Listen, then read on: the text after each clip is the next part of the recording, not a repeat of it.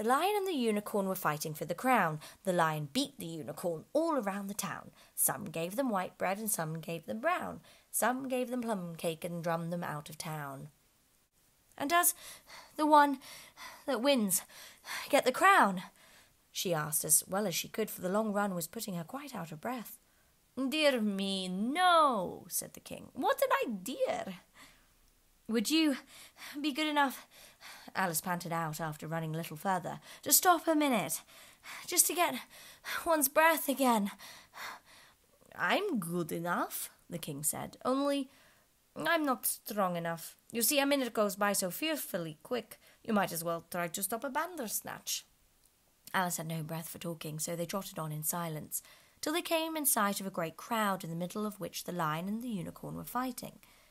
They were in such a cloud of dust that at first Alice could not make out which was which, but she soon managed to distinguish the unicorn by his horn. They placed themselves close to where Hatter, the other messenger, was standing watching the fight, with a cup of tea in one hand and a piece of bread and butter in the other. "He's only just out of prison, and he hadn't finished his tea when he was sent in," Haya whispered to Alice. "And they only give them oyster shells in there, so you see he's very hungry and thirsty." "How are you, dear child?" he went on, putting his arm affectionately round Hatter's neck. Hatter looked round and nodded, and went on with his bread and butter. "Were you happy in prison, dear child?" said Haya. Hatter looked round once more, and this time a tear or two trickled down his cheek, but not a word would he say. "Speak, can't you?" Haya cried impatiently, but Hatter only munched away and drank some more tea. "Speak, won't you?" cried the king. "How are they getting on with the fight?" Hatter made a desperate effort and swallowed a large piece of bread and butter. "They're getting on very well," he said in a choking voice. "Each of them has been down about 87 times. And I suppose they'll soon bring the white bread and the brown," Alice ventured to remark. "It's waiting for him now," said Hatter. "This is a bit of it, as I'm eating." There was a pause in the fight just then, and the lion and the unicorn sat down, panting, while the king called out, "10 minutes allowed for refreshments." Haya and Hatter set to work at once, carrying round trays of white and brown bread. Alice took a piece to taste, but it was very dry. "I don't think they'll fight any more today," the king said to Hatter. "Go and order the drums to begin." And Hatter went bounding away like a grasshopper. For a minute or two, Alice stood silent, watching him. Suddenly she brightened up. "Look! Look!" she cried, pointing eagerly. "There's the White Queen running across the country.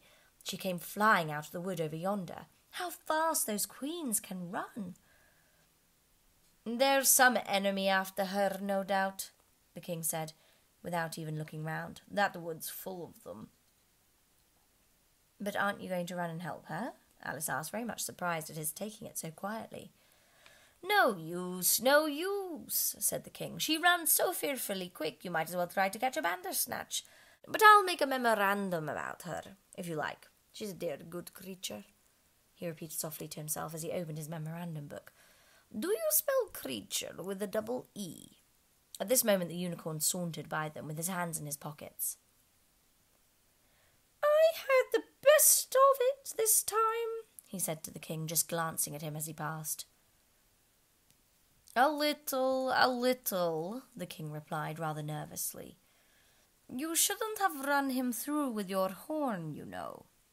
"It didn't hurt him," the unicorn said carelessly, and he was going on when his eye happened to fall upon Alice. He turned round instantly and stood for some time looking at her with an air of the deepest disgust. "What is this?" he said at last. "This is a child," Haya replied eagerly, coming in front of Alice to introduce her, and spreading out both his hands towards her in an Anglo-Saxon attitude. "We only found it today, and it's as large as life and twice as natural." "I always thought they were fabulous monsters," said the unicorn. "Is it alive?" "It can talk," said Haya solemnly. The unicorn looked dreamily at Alice and said, Talk, child. Alice could not help her lips curling up into a smile as she began. Do you know, I always thought unicorns were fabulous monsters too. I never saw one alive before. Well, now that we have seen each other, said the unicorn, if you'll believe in me, I'll believe in you. Is that a bargain? Oh, yes, if you like, said Alice. Come, fetch out the plum cake, old man, the unicorn went on, turning from her to the king. None of your brown bread for me. Certainly, certainly, the king muttered and beckoned to Haya. Open the bag, he whispered. Quick, not that one, that's full of hay. Haya took a large cake out of the bag and gave it to Alice to hold, while he got out a dish and carving knife. How they all came out of it, Alice couldn't guess. It was just like a conjuring trick, she thought. The lion had joined them while this was going on. He looked very tired and sleepy, and his eyes were half shut. "What's this?" he said, blinking lazily at Alice and speaking in a deep, hollow tone that sounded like the tolling of a great bell. Ah, what is it now? The unicorn cried eagerly. You'll never guess. I couldn't. The lion looked at Alice wearily. "Are you animal or vegetable or mineral?" he said, yawning at every other word. It's a fabulous monster, the unicorn cried out before Alice could reply. "Then hand round the plum cake, monster," the lion said, lying down and putting his chin on his paws. "And sit down, both of you," to the king and to the unicorn. "Fair play with the cake, you know." The king was evidently very uncomfortable at having to sit down between the two great creatures, but there was no other place for him. What a fight we might have for the crown now, the unicorn said, looking slyly up at the crown, which the poor king was nearly shaking off his head. He trembled so much. "I should win easy," said the lion. "I'm not sure of that," said the unicorn. "Why, I beat you all round the town, you chicken!" the lion replied angrily, half getting up as he spoke. Here the king interrupted to prevent the quarrel going on. He was very nervous and his voice quite quivered. "All around the town," he said. "That's a good long way. Did you go by the old bridge or the marketplace? You get the best view by the old bridge." "I'm sure I don't know," the lion growled out as he lay down again. "There was so much dust to see anything. What a time the monster is, cutting up that cake!"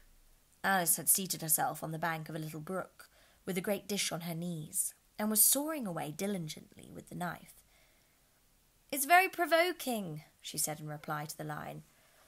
She was getting quite used to being called the monster. "I've cut several slices already, but they will always join on again."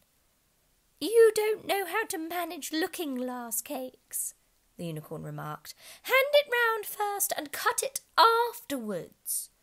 This sounded nonsense, but Alice very obediently got up and carried the dish round, and the cake divided itself into 3 pieces as she did so. "Now cut it up," the lion said, as she returned to her place with the empty dish. "I say, this isn't fair," cried the unicorn, as Alice sat with the knife in her hand, very much puzzled how to begin. "The monster has given the lion twice as much as me." "She's kept none for herself anyhow," said the lion. "Do you like plum cake, monster?" But before Alice could answer him, the drums began. Where the noise came from, she couldn't make out. The air seemed full of it, and it rang through and through her head till she felt quite deafened.